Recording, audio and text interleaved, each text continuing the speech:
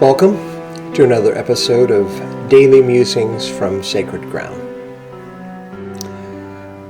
Today I'd like to talk a little bit about Lent. We're on the cusp of the Lenten season as I do this recording. And as many, perhaps most of you know, Lent begins with Ash Wednesday and then ends with Easter Sunday. So 40 plus days. And we don't know its origins. It's linked to Jesus fasting in the desert for 40 days, and it's associated with things like self-denial. There's three practices, actually, that go back in terms of a strong association with Lent. One is spiritual reading and prayer. A second is giving one's time and monies to those in need. And then the third is the self-sacrifice element that most of us are more familiar with. I remember as a kid, myself or, my Catholic friends might say, like, I'm going to give up pretzels for Lent. Not potato chips, but, not Fritos, but I'm giving up pretzels. So I think that's emblematic of just kind of our modern or American ways of being kind of hesitant about any kind of self-sacrifice. When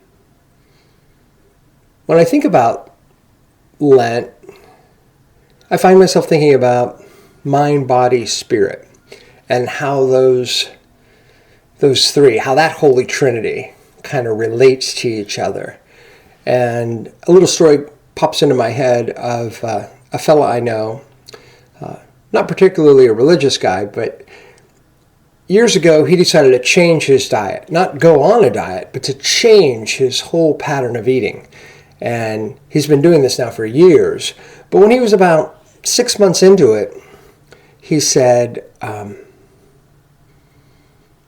now I experience a little bit of hunger every day. And, he's a middle-class guy. He said, I don't think I ever really experienced hunger at all before. And if you're like me, you might be one of those people who, they start to get a little hungry, they get irritable, da-da-da-da-da.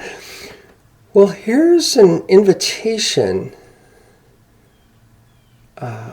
with Lent into, hey, maybe I want to deny myself a little bit and allow myself to experience hunger, not as a punishment, not as self-flagellation, but maybe in solidarity with others who have no choice but to experience hunger. So there's all sorts of possibilities with this, right? And I also think in terms of New Year's resolutions. And here we are now, mid-February, and a lot of those resolutions have just kind of gone downstream. Well, it's kind of a second chance on that as well, if I want to reinvest in some things that I think are beneficial for me or for my own growth. So I throw out all this as simply as possibility.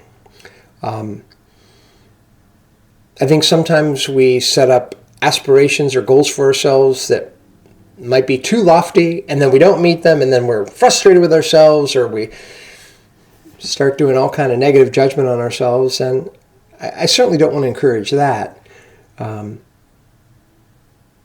I just throw out possibilities of thinking about Lenten practices for any of us. Do we want to make some sort of commitment to do thus and such, or not do this and that?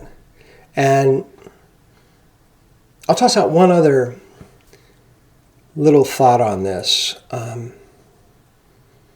What I think I'm going to do this year is keep a journal, a special journal devoted to Lent, and to just sort of check in with myself, hopefully daily, on how this process is going. Am I keeping up with it? Is it too much? Is there any kind of spiritual gain that's coming with this as body, mind, and spirit are kind of intermingled? So, just some possibilities. Just some invitations as we move toward Lent.